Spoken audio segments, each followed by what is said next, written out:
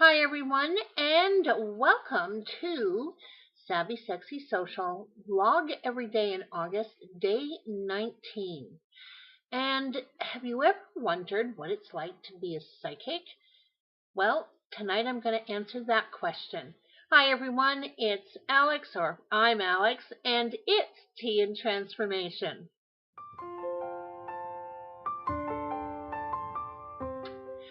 Okay, so what's it like to be a psychic? So I guess the first thing I'm going to do is tell you what it's not. It being a psychic doesn't mean when I shake your hand I know what you're thinking, because I'm not a mind reader. I can't tell you what you had for lunch. I don't know what's going on inside your mind, because that's not how I work. Psychics, so I'm a psychic slash medium. So that's two very different things. And I use my skills in four different ways.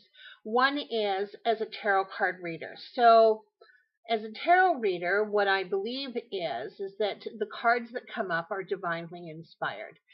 That spirit, my spirit guides, your spirit guides, and just the energy surrounding cards in general bring up the perfect cards for that reading with that individual around the questions that they want answered.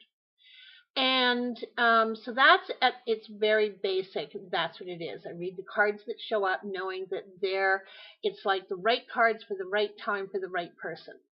The second part is that I frequently will have guides, my guides, or the sitter's guide. So the person who is asked for the reading is called a sitter.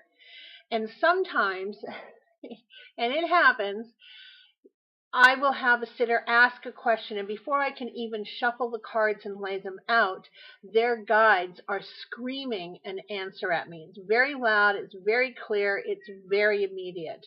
And one of my friends calls the information that she gets like a download. So it can happen like that. And different psychics get that information in different ways. I get my information in two ways. One of them is I just know. It's information that is in my head. It bypasses everything. It comes out my mouth. It's usually true. So the other night when I said what I could and could not do in a tarot reading in terms of business, and I mentioned the whole issue, I use as an example Facebook stocks.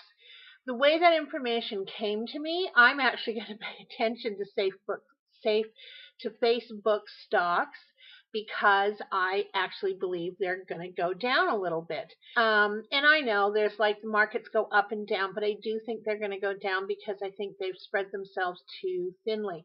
Now that information just came like divinely directed into my brain. I don't even edit it. I just know at this point in my life that it's better to just say that.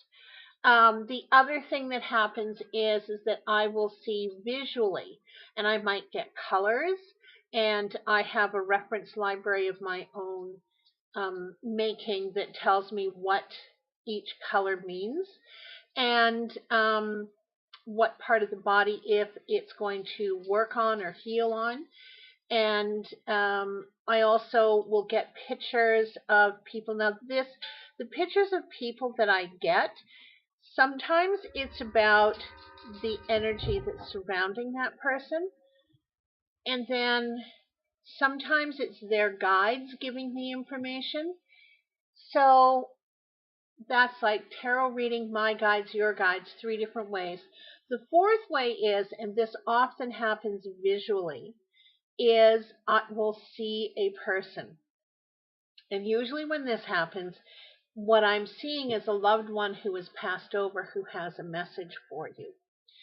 Now, I have to admit, I had been reading cards and doing psychic activities since my teens. And I've sort of over the years come in and gone back out of doing readings for people, and became certified in a number of different modalities. The idea of being a medium was always kind of aberrant to me. And the reason why is that I'm an Anglican, or if you're in the U.S., Episcopalian. And the idea of talking to people who had passed over just kind of didn't fit with my theology. But as I did more and more looking into it and kept having people who had passed over coming to me asking me to give messages to their loved ones, I finally began to see that it was a ministry. And I did my first public gallery, which is an in-person group gathering a couple of months ago. And my intention was to use my psychic abilities and tarot and to read for the people in the room in a group.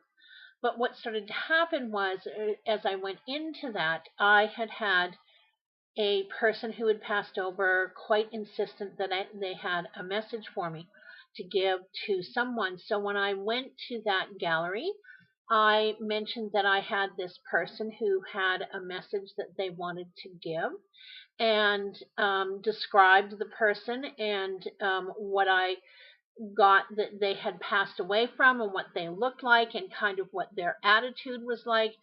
And I often get people's personality / attitudes. And somebody in the audience put their hand up and said, I believe that's my grandfather. And so most people who have passed over, when they pass over, they get that whole love is all there is message really clearly, and sort of the overall writing message that they want anyone that they're in communication with to know is that they finally understand the love thing, and that they love them and they cherish them and they are there to watch and be part of their cheer team and to nudge them and guide them in a direction that is going to serve their highest good. That having been said, when a person who has passed over comes to me, they typically have a very specific message for that person that is going to resolve some issue that they have. And as I was doing that, because this was the first time that I'd done it in person publicly, I am mentored, and we do meet online, and we use apps that have us meeting face to face in real time. But as I started to do this person-to-person reading, the hair on my arm started to stand up and the back of my neck started to tingle. And during the course of that evening, I had 3 other people come through. And the difference that it makes to the person who is receiving the message is a visceral physical impact. Like you can literally see their bodies change and release in front of you as this message comes through from the other side for them. It's and it's not like it happens all the time for me, and certainly I've placed barriers up so that I'm not continually bothered and not open to people who have passed over coming to me with messages. I'm very specific about when that happens. They do sometimes come through in readings just simply because you've opened up to be able to read the energy surrounding the other person and to hear spirit as spirit is talking to you. So one of the other things that I noticed and have come to realize is that spirit is always right. Always. Always. No question. So as far as my journey goes, those are the 4 modalities or the 4 ways that I do readings. And I have been been aware that I was kind of psychic for a long time. But I have to say that most of the time what I said it was because I just get information, like it just comes in. We'll be conversing and we'll be talking about something, and I will just get some information that I will pass on to you as if it's a normal part of the conversation. And typically it has pretty decent impact. So I get a lot of, I hadn't really kind of thought of it that way. Or, that's interesting. I'm going to have to take a look at that. So I thought that was me just having an extremely large file cabinet of human behavior. And it wasn't until and I was still always really good at tarot readings and always really good at just passing along information. And I just thought it was like normal everyday stuff. And everybody did this, right? Everybody had a filing cabinet of behavior that they could refer to, and they could just move forward from there.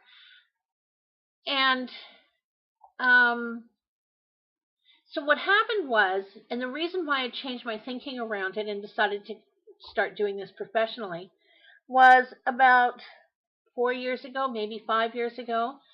I was having a conversation with a friend of mine who's a bit of a science geek. And we were talking about, I don't know, meditation, dreams, things like that. Sorry, just turning on the screen again. And I happened to mention that when I meditate, I have like a light show that's going on. And she said, "What?" And I said, "Yeah, I have this light show that's going on behind my eyes, like when I close and meditate, right? Or when I'm in a concert, or if I'm hearing live music, I, will close my eyes because I have this light show that's going on." So she did some research and she came back and she says, "You have synesthesia." And I'm like, "Well, what the hell is synesthesia?" And she said, sorry, I just washed my hair, so it's flopping all over the place. But she said that most people, when they close their eyes and there's music going on, they see dark, like it's black in there. And I'm like, get out of town, no way, because I see colors. And I've always seen colors. So because that's normal for me, I thought it was normal for you. And the same way I get information, it's just normal for me. So I think it's normal for you. And that's when I found out that no, in fact, it's not normal. And people don't just get random information that's given to them that has impact. And I guess I was just kind of set back a little bit. And the reason for that is because in the family that I was raised in, it was very typically Victorian. A woman's name is in the newspaper 3 times: the day she's born, the day she gets married, the day she dies. One is never allowed to call attention to oneself because that would be pretentious and blowing your own horn, and one just simply does not do that. So that was the way I was raised. So for me, the idea that there would be anything special or extraordinary about just getting information that is relevant to any conversation that I'm having, or having synesthesia, I just thought they were normal. So it never occurred to me that they're not normal. And so I didn't read or use my abilities for many years. I'm a certified neuro-emotional release practitioner and a certified hypnotherapist. And I kind of use those in and around my regular 40-hour-a-week job because I'm a single mom with 2 sons, and I didn't want to be too weird for their friends, though I'm sure both my sons think I'm extremely weird. And just kind of tried to live a regular, everyday, normal life. And what's become really apparent is that that's not necessarily the case. So I have synesthesia. I am a psychic. I am a medium. And I work at that's the cat who's deciding he needs more food. And I'm going to throw something at him. But anyways, so that's kind of what it's like to be a psychic. Sorry, had to throw something at him so he would stop doing what he's doing. So I apologize for that. But, life just kind of invades these blogs every day. So I just wanted to say that's kind of what it's like living in my skin. And because I've always just had it, it's just normal for me. And I'm not a mind reader, so I can shake your hand and not know what's going on inside of your head. So that's the way it is for me, and it's interesting.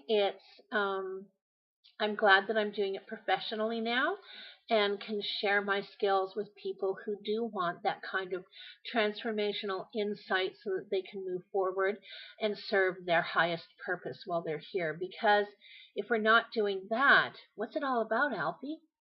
So, I kind of think we do need to know what our higher purpose is, and I think mine is here to bring messages from loved ones who have passed over and to assist people in moving forward in their journey towards enlightenment.